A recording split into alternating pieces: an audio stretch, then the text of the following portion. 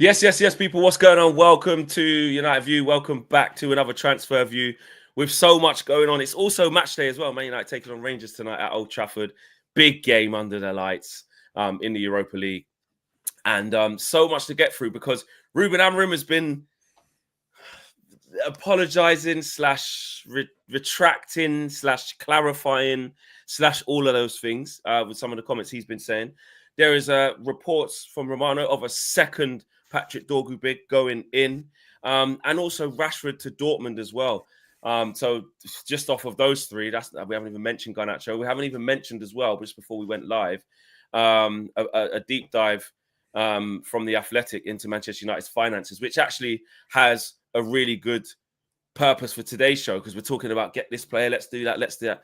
When you see some of the headlines from that, it just puts things back into perspective of why we are where we are. But so much to get into. Let's do a little roll call. Let's see who's locking in.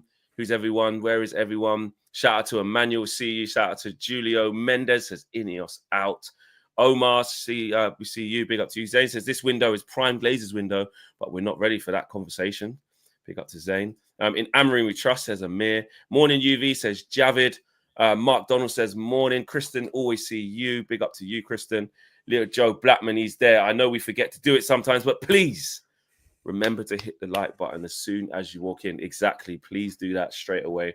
Where are we at? We want to get the first 100 under our belts. We're at 78, so please smash a like as you're getting in and you're getting comfy.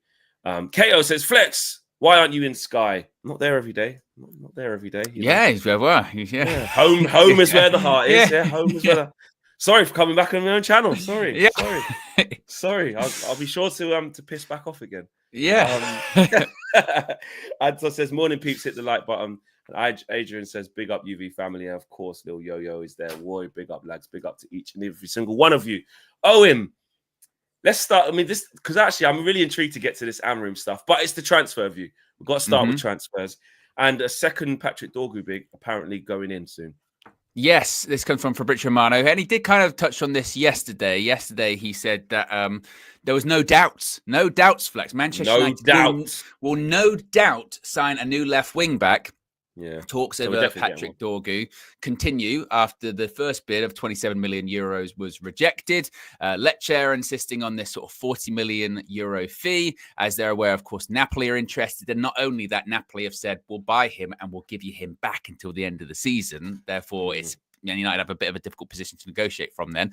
But what Romano is saying is, if this one doesn't work out, it looks like Dorgu is obviously the prime target. But if it doesn't work out, Manchester United also have options on the list, including Alvaro Fernandez with this buyback clause for significantly less, which they're aware of, which they could also use. So Romano is saying yesterday, we're going to get a left wing back. That's going to happen in this January window. Now, as far as what's going to be happening next with all of this, he said this morning that he understands that Manchester United are preparing a new proposal to Lecce for Patrick Dorgu. It's not expected to reach this requested 40 million euro price tag yet, but Man United will try to advance after that 27 million euro opening proposal was turned down. Dorgu, of course, is keen on the move. There's no issues on the potential contract. There never is with these kind of transfers, of course, because they're going to quadruple their wages. Exactly. So there's not going to be any issues there. Continues on with yesterday was actually quite a big piece from The Athletic, from Laura Whitbrow and James Horncastle. They were saying that Man United and Lecce are around £8.5 million apart in the negotiations for the left back. Talks are continuing to bridge this gap, and United's director of negotiations, Matt Hargreaves, the fact that he's traveling to Italy is seen as a sign of optimism around a deal, that a deal will be agreed. Lecce are said to want around £34 million for Patrick Dorgu. Manchester United have indicated a willingness to go to £25 million. Manchester United's finances, as Flex kind of touched on this morning with this article that dropped this morning, given a bit of a deep dive, a forensic deep dive on it. The finances are tight, but according to The Athletic, Manchester United should be able to afford Patrick Dorgu once Antony's move to Real Betis is confirmed. Betis is set to contribute to the Brazilian salary, which would free up funds for a new arrival. Now, I know some people did get worried yesterday, Flex, because they saw, of course, Antony in training, and they thought, oh, does this mean... I mean, last thing I heard, I saw a here we go from Fabrizio. So what's he still doing at Carrington? I know. Well, Romano did tweet something yesterday saying documents are being exchanged, and there's not anything to be worried about or anything like that. So Anthony, 100% signed. No, Yeah. no problem. Here we go soon. Oh no, he done it though, actually. But already did that. Again, that's why people were surprised. Tracks, yeah, he always says this is getting signed. You know, no, don't worry. Documents being exchanged, final stages, last steps, you know, all that kind of stuff. You know, matter of time. So yeah, we are going to have the money, and we are, according to Romano, going to get a left wing back. So there's going to be at least one person through the door, Flex. Apparently, yeah, and it's I suppose it's no surprise we all as fans identified that one area as start there. Now listen, in recent weeks, new evidence has come to light. You know, some people say start with the keeper, some people say start with a number 9, start with better 10s, start with 6s, start with centre halves. Who knows? But left wing back, 100%. We've wing back in general. I mean, Ahmad's been brilliant. To be fair to him, at showing adaptability into going to right wing back or in a 10, because he scored goals and impacted the game in both positions. If only we had more players like that. We don't have any other attackers who can do what Ahmad's done in terms of the left wing back, go into wing back. Or Ruben Amorim hasn't thought that the case anyway. When Rashford got a few games, he had him the first game up front against Ipswich, said, we're never doing that again. Then just played him in the left and right 10 respectively ever since then, until he didn't play anymore. Garnacho, I think out of just being down to 10 men at the Emirates and different types of games, he suffered a bit and gone right wing back, and then it changed. But not thoroughbred right wing back 11v11. Anthony, he's gone. He did play wing back once, did play right, but obviously went no. So, you know, and Bruno obviously ain't going to be playing there. So I think it's obvious that we have to invest in that area. And the defenders that we've put there, mainly Dallo, just hasn't worked. But Patrick Dorgu, I mean, look, we talk about the shop that we're shopping in, you know, the aisles that we're shopping in, different ball game, different stratosphere. We also say and scream out for, where's the 20 million, 25 million? Where's the unearthing the gems and people we haven't heard of? People we haven't heard of. Yeah. So I'm not, you know, pushing back to that. It is interesting though. I don't know how you felt about this, because I learned about it when I was live on there at Sky. And I went, oh, that's interesting. They were like, oh, we hear that Napoli are interested in buying this player, but loaning him back. Yeah. Basically saying, yeah, well, yeah, Serie A relegation battle, you know, let him keep developing there. We'll pick him up in the summer. But we're like, get here now. Help us. Get straight into our team. Well, is that a reflection on his ability, or it just could be circumstance because they don't need a left back right now? They can. That's what I was going to say. Napoli. Napoli. Well, look at the difference. Napoli are top of Serie A, right? They're probably going to win the title this season, aren't they? Yeah, so they're good. It's tight. But they're like, it's not going to be make or break. They're, you know, I tell you what, we would have won the Scudetto if we'd have got Patrick Dorgu in. I think it's a bit like, wow, you know, it will be okay. Manchester, we're like, we don't have any wing backs, and we're in the bottom half of the table. Now. So yeah, that's our problem. Like you said, we adopted this system. Well, we brought in a head coach when I play it with wing backs. Okay, do you have any wing backs? No, but we think some people should be able to adapt to playing wing backs. We've subsequently found out nobody can play wing back at Manchester. Nobody. No, we don't have any. You know, Mazraoui in this system, he's right or left centre back. Dallo, don't know what he is because he can't play wing back. Don't know now. Yeah. So I don't know what his role is going to be. We don't know.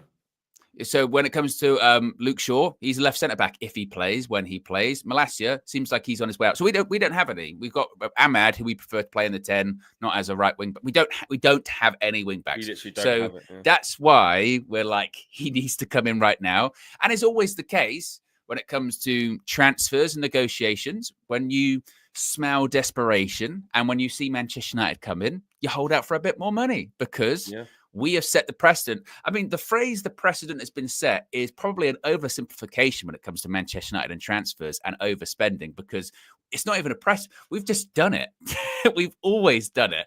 So with Matt Hargreaves being out there at the moment and them going, oh, we want 35 million euros. And we're like, we'll give you 25. They're like, they'll give us 35. They know, because it's Man United and we're desperate and we won't know what to do. And also, we have to consider the other part of it. It's 23rd of January. You know, it's not like there's loads of time left, is it? We've spent the better part of 3 weeks of this transfer window still deciding what positions we wanted.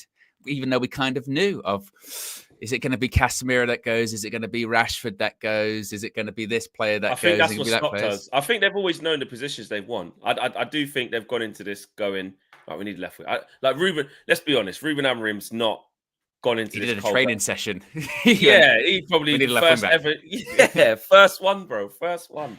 When he came in when was it? October he came here. When did he come here? Can't even remember now. It was October, wasn't it?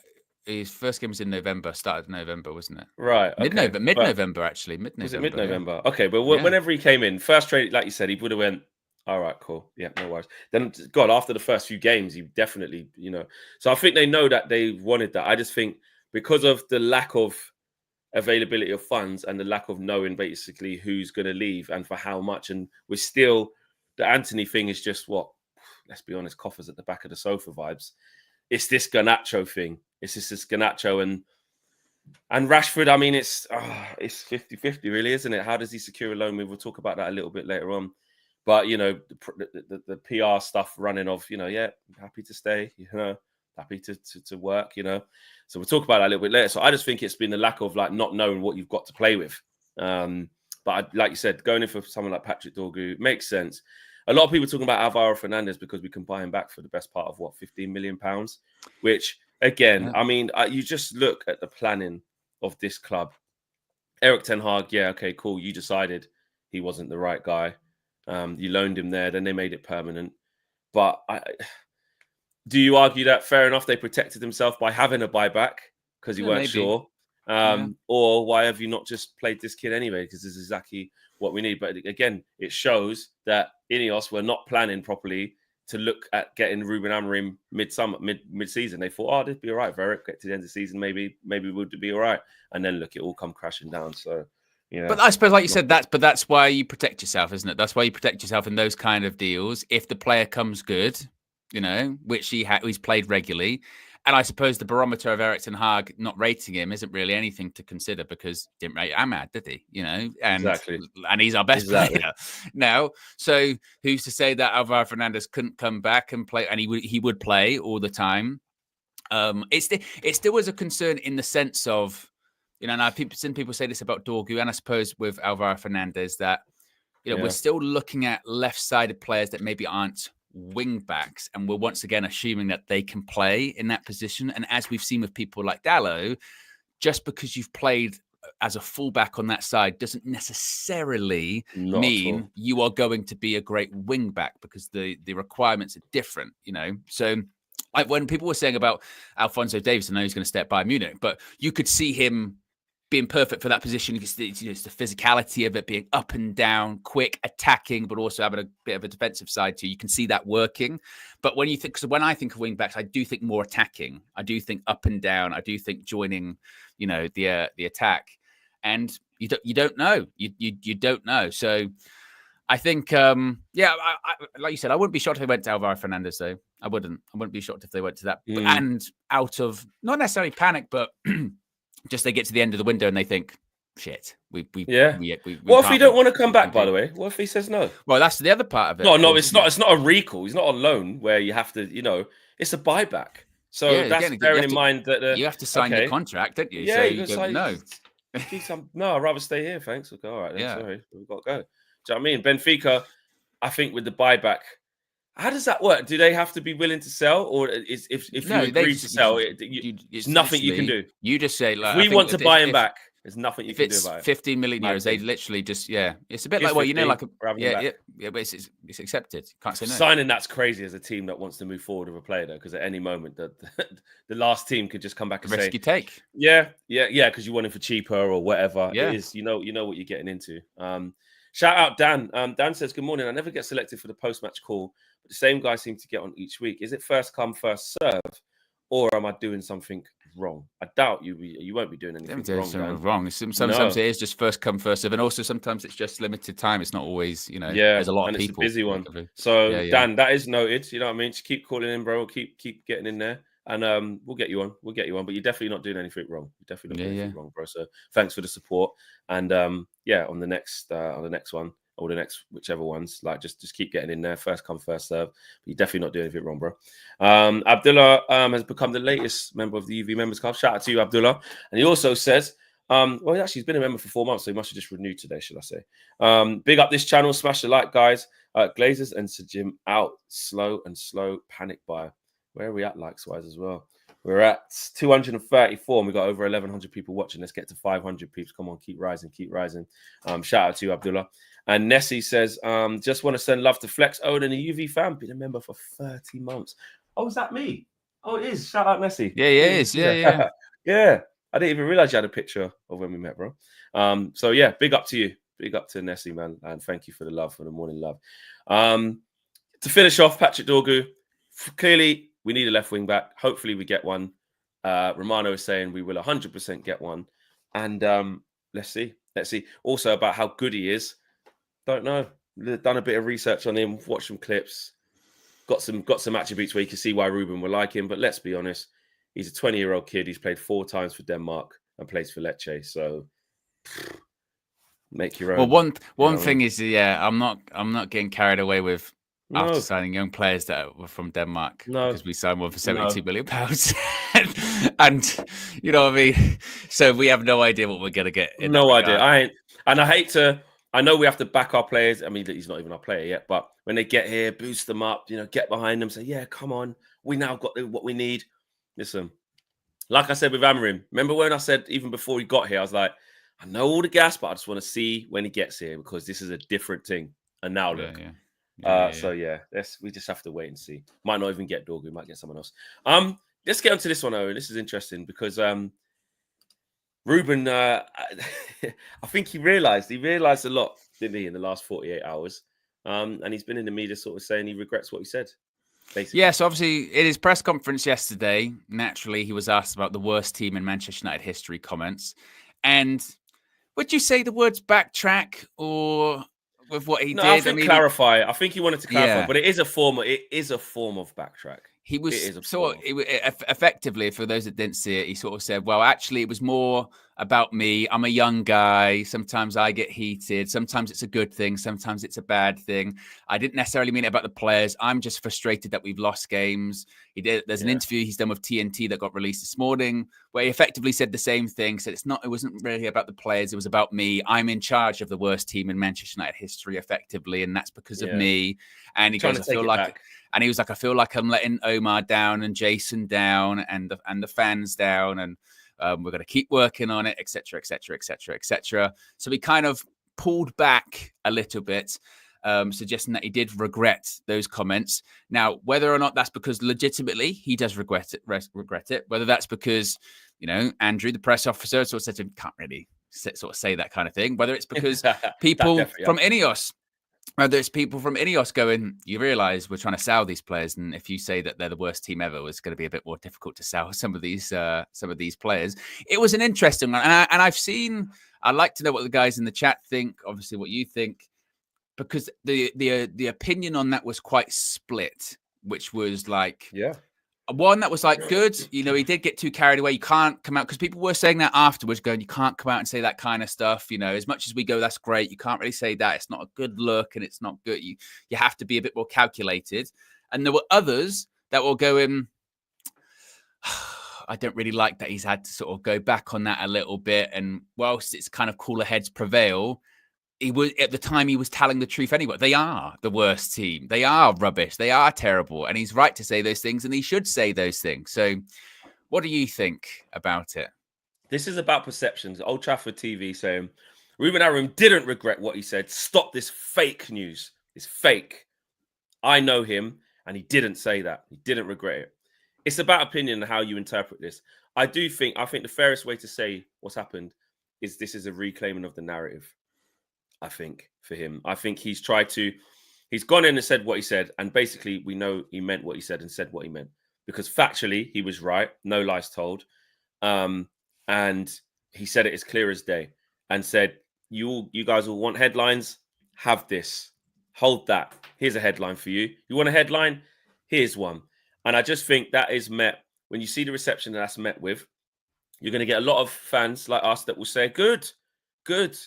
refreshing to call them all out. They're crap. Yeah, expose every single one of them, and then you're going to get people in the media and pundits that will say, "I just Carragher led the offense on that, and loads of other people did." So I just don't know what he's trying to achieve by doing that. Did you have a conversation beforehand because you were so angry, saying, "Listen, when I go out there, I'm going to be very scathing, but just to let you know, I'm going to say this to the players." You don't know. So I just think that what he's done is he's reclaimed the narrative by saying, "Look, I'm a young guy." He's basically saying that I'm new to this. I'm going to make mistakes. And if we just go off what he did actually said, he says, "I didn't think that's why." So I didn't have a chance. And also, I'm a young. He didn't say I say regrets. He goes, "I'm a young guy, and sometimes I make mistakes. I make mistakes. That's saying I regret it. It's regret. Yeah, I'm a young guy, and sometimes I make mistakes, and that's why I don't speak after the game. This game, I needed to talk, and maybe it was a mistake. Then I get more nervous, and I go to the conference really nervous, and say things you shouldn't say. I don't promise I won't do it again. I don't know, but I will try to improve." So that is an admission that I've got this one wrong, guys. I've got this one wrong. Not necessarily what I said was inaccurate, because he goes on to argue with Jamie Jackson. Shout out Jamie, always causing trouble. And he basically says that I never said that the team was nervous. What did he say? I never said that I was nervous. Yeah. I know. I never said the team was nervous. He's basically trying to take it away from his team, and he puts him in his place by saying, or I could just be deluded. I could be deluded and just basically tell you that one thing when we're all in the stadium, we're all watching the same game. If I come in here and basically say the opposite, which, let's be honest, that's what Erik ten Hag used to do. He said, "I'm a young guy and sometimes I make a mistake. And that's why I usually don't talk after the game. This game, I needed to talk and maybe it was a mistake. And then I get more nervous and go to the news conference really nervous and they say things I shouldn't say. That's it. Sometimes I'm a young guy and I make mistakes. I'm saying the obvious if you want. I can be delusional and say different things. I said to the players and I said to you, I think it's a good thing to be really honest with you." He says, "I could say different things and say, no, it's the same thing. We have the support of the fans. No, we are more nervous playing home than away. We lost 4 games in 5, so it's getting harder, but we can improve. If we don't suffer the first goal, like in the 4th minute, 10th minute, or 15th minute, it's really hard to calm the team down." And to be fair, I remember I can't remember what game it was. He was asked if he'd spoken to the players or something like that. And he said, "No, I haven't spoken to the players yet. I need to calm down." And he said, he has actually said that a couple of times in post-match interviews and post-match press conferences. "I know I need to calm down because I need to actually." And you can see the little cuts on his hand. You could see something had gone on. I need to be productive in what I'm going to say, rather in terms of just going in and screaming and shouting. So he has said that a few times, in fairness to him. And I do like that he goes into press conference and goes, "I can come in and just sort of say bullshit, if that's what you want, but I'm not going to." We as fans, we have heard that Erik ten Hag used to be really good at it, and towards the end of his tenure, it became very frustrating because you wanted him sometimes to be more honest and say things how they were. And he used the word delusional, didn't he? Amorim said I could be delusional, which I'm not saying he's thrown out Erik, but we were literally calling on the way out. We go, "Erik's delusional. Like, now this is ridiculous." Saying we played actually all right, or there isn't these problems, and it's just injuries. Like he went borderline delusional. So I think he has learned a lesson, though. I think he's learned an important lesson, because we were talking about this, weren't we, about the media. And look, we know, people in the chat saying they're trying to get blood out of stone, they're vultures, they're this and that. But if you offer up for no reason a line as big as that, you can't complain about anything that comes back. Like, you can't. Like, the whole foot with the Manchester United manager. Even if it's true, guys, because this is how the media works. Even if it's true, if you offer up that line and literally say, "You want lines? Have this. I've prepared. Here's one I made earlier. Feast on that." They're going to feast. They're going to feast. That's the whole reason why we talk about it. That's why, and that's also why, Erik ten Hag, in fairness, towards the end, as much as I criticise him for that, sometimes he didn't offer up stuff because he also knew there's no fucking point. You know what I mean? You go in and say the same stuff and then just go out and almost become boring to an extent, because, as I've said a million times, I did loads of those press conferences, they are not your friends. And if you give them something, if you give them enough, they will twist it. And it's all fine for people like you and I, Flex, or people in the chat, all of us. We can see some people can see through it. Some people can see through it and go, it's just journalists. They're just trying to twist stuff. They're just trying to do articles. They're just doing whatever. But into sort of the wider football consciousness, whatever they do right and whatever narrative they do twist, it does seep in. And eventually, after several weeks and several months of going, well, he came out and he said this, he came out and he said that, people don't hear the aftermath. They just hear the initial headline sometimes. And then again, that seeps in. And as much as we fans want to be like, oh, we don't pay attention, a lot of people do. And that's why you've got to be so careful with what you offer up, in the same way that when he came in and we're praising him for the way he talks and the things he says and being charismatic and being charming, you have to be careful, because they are vultures. And particularly when you're losing games and you do go in there and you say it's the worst team ever, we celebrate it. So do the media, because they think, great, we've got a week's worth of stuff to write about. And it can generate into something that it's not in the first place. And that can be frustrating for us, because we're like, it's all bullshit. Who even pays attention to it? But a lot of people do. And you've got to be careful. Yeah. And I do think, again, people don't want to hear this bit, but it's the truth, people. Honestly, I don't even want to talk about it like this, but it's the truth. Like, you still need these players to run for you, buy into what you're doing, for the rest of the season and beyond for some of them. So you have to be careful. And I know they don't deserve it. It's player FC. It's not player FC. I'm not saying I want these players to stay, but it's the way football actually works behind the scenes, guys. Like when Bruno saying, he done that interview with, was it Melissa Reddy? I think it was, or was it Jules? I can't remember who it was, but he was saying, like, this manager, when he talks, like, or someone else actually done it with, when he talks, like, we just have to believe what he says. You can't not follow him. It's brilliant, like, because it's about how you make them believe you. It's about how you get them to be on board with what you're doing. Now the results are showing us that mostly they're not. Or they can't do it. They're trying. They just can't do it. They're running. They're trying. The quality's just not there. And plus, the same guys that have been shit for ages, blah, blah, blah, blah, blah, different show. But if you then come out, if it wasn't discussed in the dressing room or whatever, and start saying, yeah, these players are shit, like, it is going to make them feel a certain way. And I know we can say, good, make them feel that way. But you end up starting, like, more factions and more problems for yourself. So look, but he knows the players now. And maybe on the flip side, devil's advocate, maybe he knows that that's a way of actually getting them to respond. Harry Maguire sat next to him and was like, listen, it's we as the players, basically saying we didn't take offense. We have to look at ourselves, this, that, and the other. And hopefully that mentality comes through in the next few games, so we see something. But ultimately, this will be either genius if the players start responding from here on out and we go on a good run of results, or it will be, he even said that nothing changed and then you just keep losing. So it is what it is. Yeah, and also as well, this is the intricacies of being the Manchester United head coach, manager, what have you, is you need to be even if English is your second language, Eric Ten Hag learned this, a very specific word will be picked upon and it'll be twisted. So in this case, it's the word nervous, right? So yes, so you can say nervous and they'll go, what do you mean by that? And he goes, well, I don't mean nervous. And then he'll say, well, I didn't say I was being nervous. Maybe that's not the right word. And then later on, he goes, the we were nervous when he's talking about the collective, the team were nervous, as in nervous playing at home, not necessarily himself.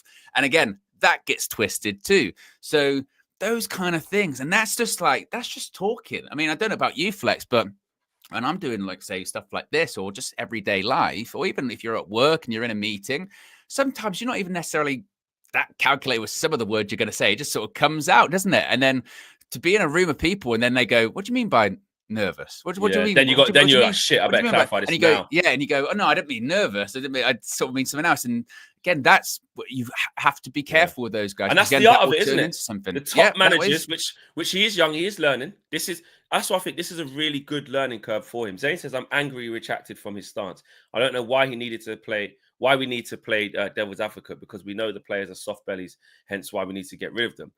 I get that. But it's the same way, like, the way things work in football, guys, yeah? It's so hard. Like, as fans, we're entitled. We go, like, listen, that's shit. Get out. Just get out. Nothing's going to chase it. Get out. But it's the same way of, like, how you even get a player out. Like, we know player X needs to go. But you can't just ostracize them and say, get out, and just, most of the time you got to work out an exit route to try and get the best price for them, or try and do this or try and do that. You have to pander to them a little bit. Well, not pander to them. That's probably the wrong word. You have to engineer your way around it, because it's not just FIFA. You can't just get them out. And when you look at our finances, which we'll get onto a little bit, you'll understand even more so why there has to be another element, not just the fan emotional side of it. We are 100% right to come to the conclusion most of the players, if not 90% or whatever, aren't good enough. Ruben Amorim has come to that conclusion. Let's be honest. But there's a way that you talk about that. There's a way that you navigate that, because we want to get rid of these players. So it's difficult because we're emotionally charged and we're just like, F them out. Just get whatever. They're crap. Cuss them, tear them down. Who cares about their confidence, because they're crap anyway. They're never going to do a good job. But that's not how it works in the real football world, if you get what I mean. Behind the scenes, it's not how it works. And sometimes we don't want to hear that, but it's the truth. Someone's got to say it. So Ryan says, Talker regrets talking too much. Warned you. I mean, so Ryan's on to Ruben. And that's another thing. And I know, again, we won't see it like this because we're firmly in support of Ruben. But the media will see that now as a chink in his armor. They'll see it as he came out all bolshy, said sorry, said he didn't mean that. If we poke him, we can maybe get reactions out of him he doesn't really want. This is how you have to see it, guys, because this is the real football world. Journalists and media people and neutrals don't give a shit about how we feel and how emotionally connected. Forget the emotion. Think of the facts. If they think that is a manager that they can rattle, and they can poke the bear and get responses out of, and maybe he might not be thinking after a shit. If we lose against Rangers, they will poke and poke and poke. And he now has to prove that he's not going to crumble. It's just the facts, guys. So it's nothing against Ruben. We're not saying we're losing faith. See it for what it is. The media will smell blood off of that. I'm telling you, I've been in them rooms. I've been around them. I've seen it. And it's not even like it's going to sound like I'm defending it, but I'm saying that's their job. That's what they do. It's not their job to write lies. I'm not saying that's good, but I'm saying their job is to provoke reaction, to get the stories, to get. So they're going, I've seen them all talking. I go, tell you what, he said, did you hear what he said there? You got the quotes from that. What did he say about that? And even beforehand, they're going, I'm gonna ask about this. I've seen it. It's really opened my eyes to what it's like on the other side, and they got their jobs to do. So nobody cares about how the United fans will feel, or that's a bit dread on Ruben. They don't give a shit. Like, it's a job, and they're there to do their job. The same way Ruben has to do his, which is talk up the things, protect the players or criticize the players at the right time, handle the media, get results. Everyone's just there to do their job. Do your job. Do your job. Bruno Rodriguez says, good morning, Flex and Owen. I hope you both have a great day and are doing well. Let's hope these players can get us a solid win today. Wishful thinking. Yeah, that's the only, out of everything, that's the only thing that makes things go away, isn't it? Just win football matches. Exactly. So Ryan is talking to, is he talking to Lil Yo? I was Eric out, De Gea in, check. Unlike Owen, I didn't twerk for whatever is new. Unlike you, Owen, twerking all the time. I'm not a minion. The coach won't become good because we're desperate. Oh. What did he say fuck me for? I didn't. My God. Wow. So Ryan doesn't like me, though. He's mentioned it before, hasn't he? He called me Ric Flair for some reason. So. Really? Well, sometimes you get an arch nemesis now. Andy. You ain't got Andy. Oh, Andy. That's it. Yeah. He ain't been around for a while. Where's Andy been? Yeah, exactly. Yeah. Yeah. Wow. Oh, and you haven't made it until you make an arch nemesis to someone who don't like you for no reason. That means you're not doing it right. You know what I mean? Twerking. I mean, I'm not going to imagine you twerking. I'm not. No. I'd rather not imagine that, but it'd be a mad thing. It would. Yeah, I think I'd end up in a hospital, probably. Yeah, and so would the people watching, probably. Yeah. Right. Where are we at likes-wise, actually? We are at a staggering 385. And we've got 1,500 people watching. Guys, we need actually pretty much 400. Let's get another 100 through the door ASAP and get the 500 in the bag. Please, little momentary pause. Get 500 in the bag. Smash a like on the video if you haven't done so already. Subscribe to the channel if you haven't done so already. Road to 200k. Rashford to Dortmund. Yes, the latest on Marcus Rashford. Is he or isn't he going to be on his way out, Flex? Well, of course, he was in training yesterday. And Borussia Dortmund, according to Florentin Plettenberg, are currently not hopeful of signing Marcus Rashford, while FC Barcelona remain in the race. However, Dortmund see an opportunity if negotiations for Rashford continue to drag on and a chance arises closer to deadline day on February 3rd. This would depend on Manchester United deciding to offload the player and the transfer package becoming more affordable. Because, as we said right at the beginning of the window, Flex, the finances in this one are very, very complicated. And basically, I think what Dortmund are effectively saying is, if it gets to the end of the window, and because Rashford, he's not been frozen out, but whether or not he'll be included in the matchday squad tonight, we'll see. But he's not been in many matchday squads. Like we were saying, it might be effectively too difficult or awkward almost for him to stay. So it gets to the end of the window and they go, he's got to go somewhere. So Dortmund, we'll compromise. We'll work something out. I mean, it still does feel like, doesn't it, that he wants to go to Barca. I did see some stuff yesterday sort of suggesting that Barca, they can afford it because of their new financial lever that they pulled, which was the new lever. Selling VIP seats in a stadium that haven't been opened yet, hasn't been built yet, but they've sold. Well, you will actually make loads of money from that. We're doing it from our pre-sales, from our, you know what I mean. The stadium people saying, I'll buy a box next year when is it even open next year? I don't even know if it will be. I don't. And the best thing is, it goes, we've run out of boxes to sell. Let's just build some more fucking seats. All right, it's going to get bigger, and we're going to sell those seats as well. So Barca could afford it. There was some talk about outgoings. I did see that they were saying that Garcia could leave Barcelona. He was going to go to Como, but then this morning Fabrizio Romano saying that he's spoken to Hansi Flick and he's going to stay now. So whether that will have a domino effect on the Rashford deal, I don't know. But we get closer to the deadline, Flex, and it feels like, well, Rashford wants to go to Barca. Barca might be interested, but in the meantime, still a United player. He was in training yesterday, and I don't know on this one. Listen, I've got something that I've got in my head, and I'm going to stick to it till I'm proved wrong. It's just my theory. I think we're gonna get a statement, right, from Rashi towards the end of this window, because he hasn't gone anywhere. Yeah. And I think it's going to go along the lines of this. There's been a lot of talk about my future in the media recently. But as always, I am 100% committed to playing my best whenever the manager needs me. And this will always be the case. Thank you, Instagram Reds. Stories, you know. Yeah. I'm serious because I don't think he's going to get a move. And then because he will have to be reintegrated, and some people are going to lose their shit. Some people are going to lose their shit, right? About this, but I stand by it. If he stays, he has to get reintegrated. He does, and it won't be a sign of weakness from Ruben. Again, it's almost like the flip flopping we do within what we do. New evidence is presented. New evidence, and not even just evidence, circumstance. At the time of Ruben Amorim saying you're not playing, that's because the window's open. There's an opportunity for you to leave, and you don't want to be here, so it's best that you leave. If for whatever reason you don't leave because economically it couldn't work, the finance couldn't match up. If that happens, I've got a new set of circumstances. I've got a player here that is on £300,000 a week, who essentially we've just agreed, which will probably happen, that you leave in the summer. So I have to play you. I can't just have you sitting there, and he hasn't stopped him training with the team this whole time. So it ain't that bad. Do you know what I mean? If it was that bad, let's be honest, if it was so untenable, right, then he would have been out the squad. And also, again, what's the reason why he's probably training with the squad?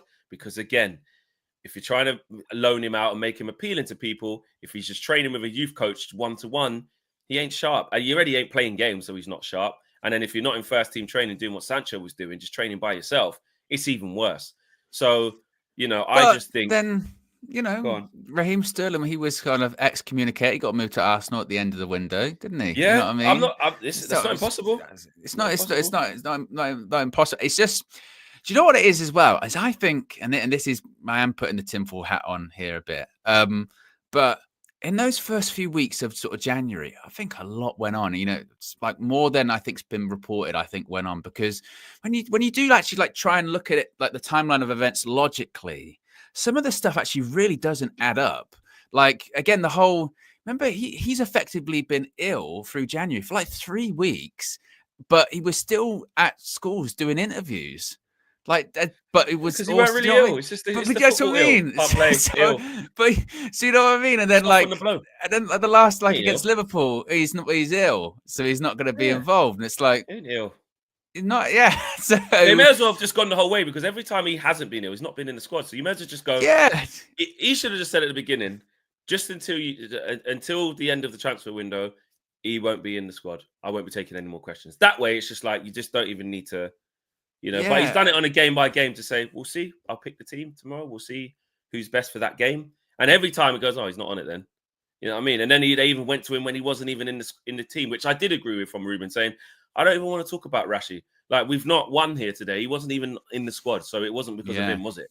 But he still went on to say, listen, you keep asking me, I'm not going to talk about someone who's basically I don't think is good for the team. So then he dropped another nugget. Just say from the start, obviously it's a difficult situation. He remains committed to training, but until the end of the transfer window, he won't be in the match day squads. But we'll look at it at the end of that. That way, no one can ask anything. No one knows, because you said one thing. So, but we didn't do that, did we? So no, and then it's just, you know, once again, you know, with the game like this evening and at the weekend, you know, a couple of numbers are short, and I suppose it also depends what happens with Garnacho. Like, there could be and this would probably piss people off. Like, there could be a real situation where Garnacho gets sold, Rashford stays, and then the narrative becomes, look at us.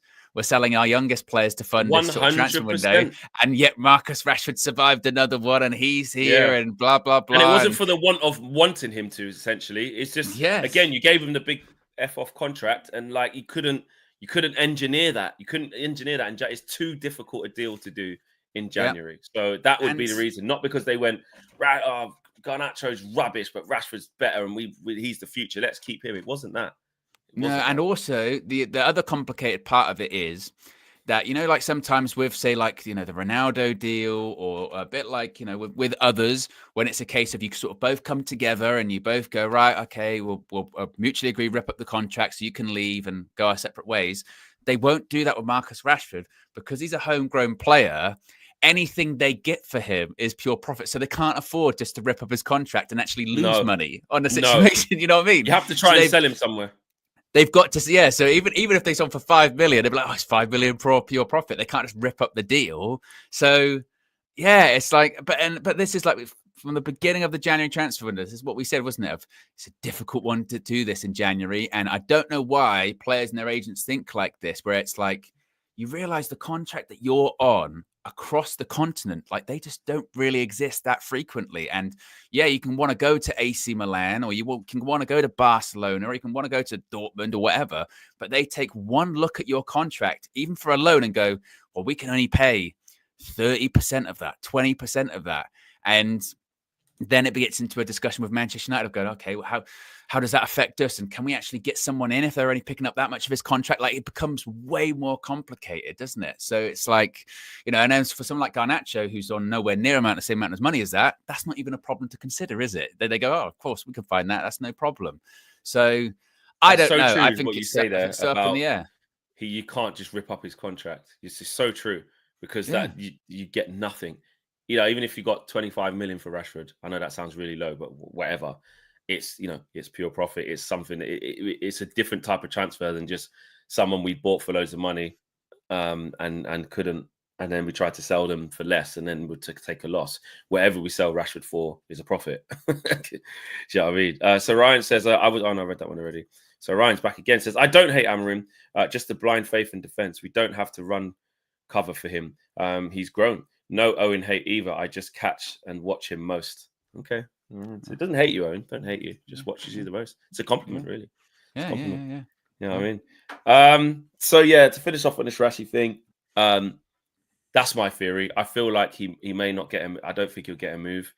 Dying hours, you know, Arsenal vibe. Teams get desperate. You never know. This West Ham thing that Kristen keeps saying. Barcelona are still lurking. So Dortmund, we'll see.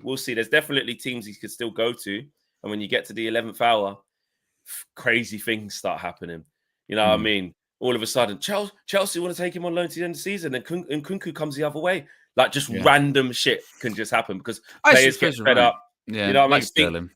Yes, that things get really bad, and they're like, listen, you got an hour to decide. Should we just do this to the end of the season just to buy some time? All of a sudden, someone like João Felix goes, oh, yeah, I'll go there, and then they get...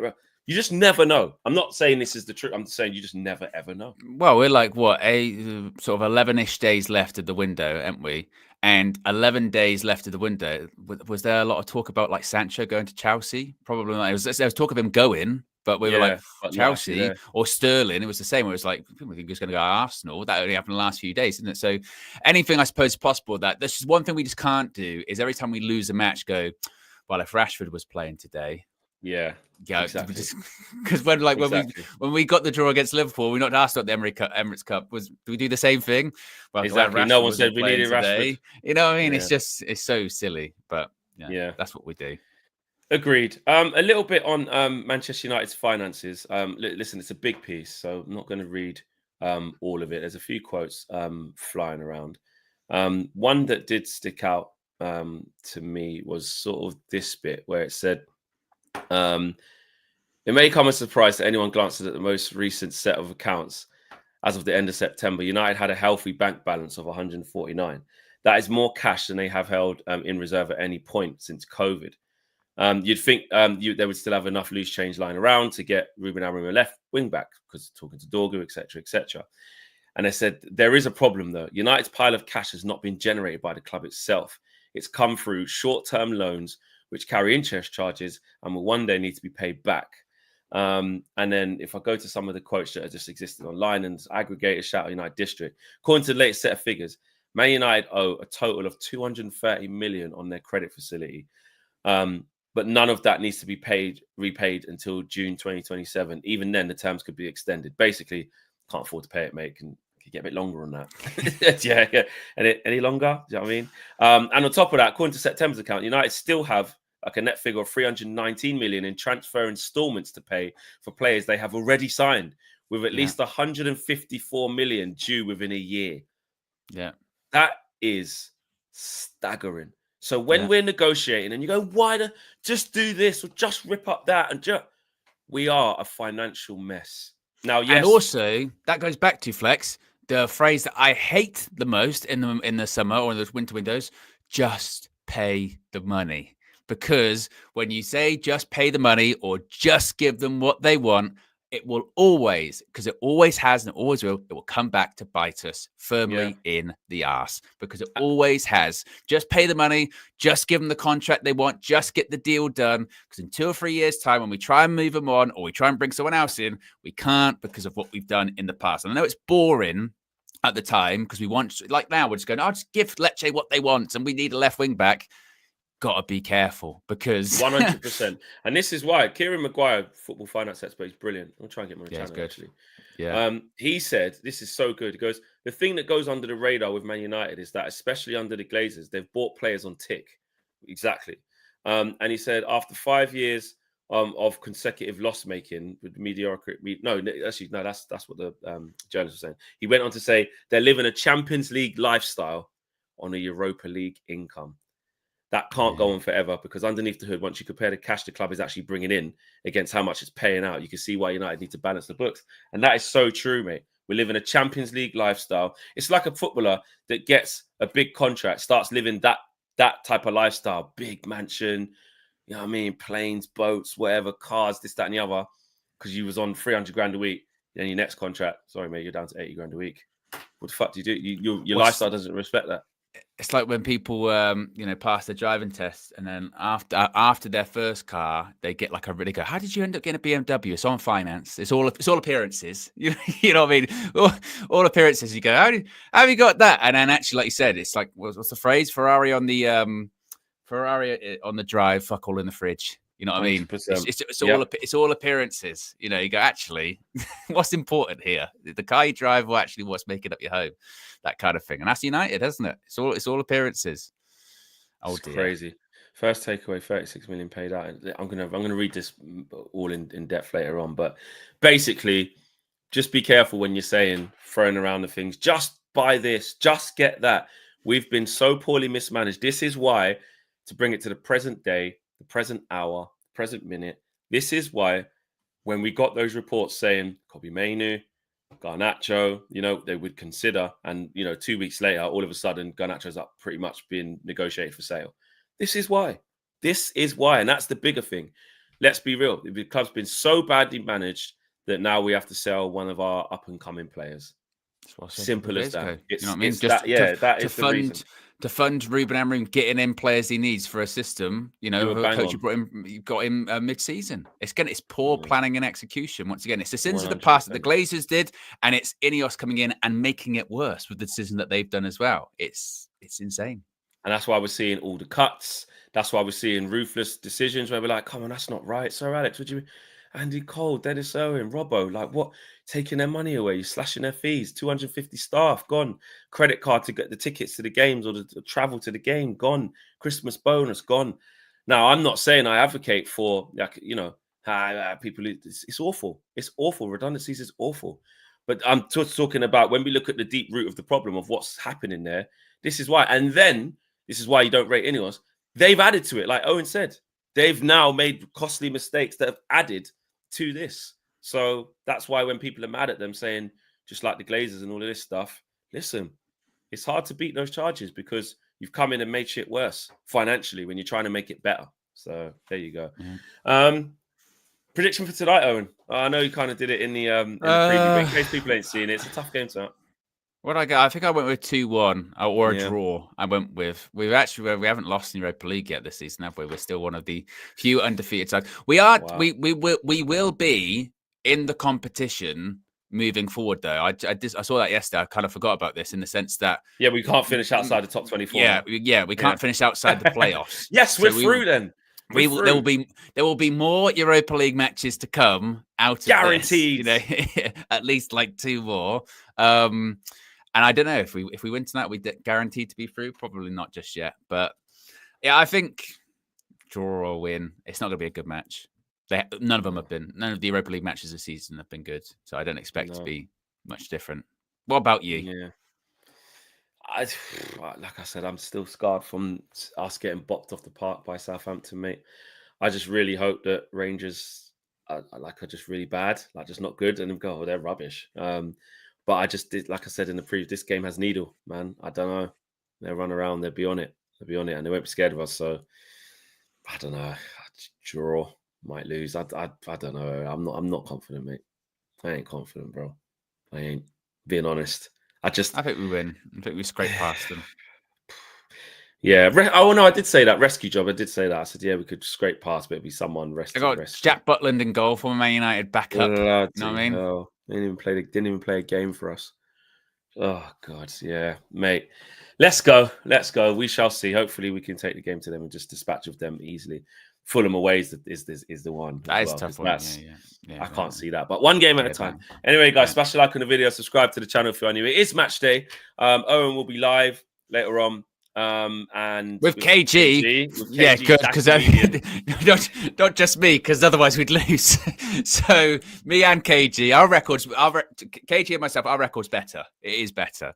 Has improved. So we've won FA Cups with me and KG. We beat Liverpool, last season. We've had good results. KG and myself. That's true. Okay. That's true. You've got silverware, to be fair. Yeah.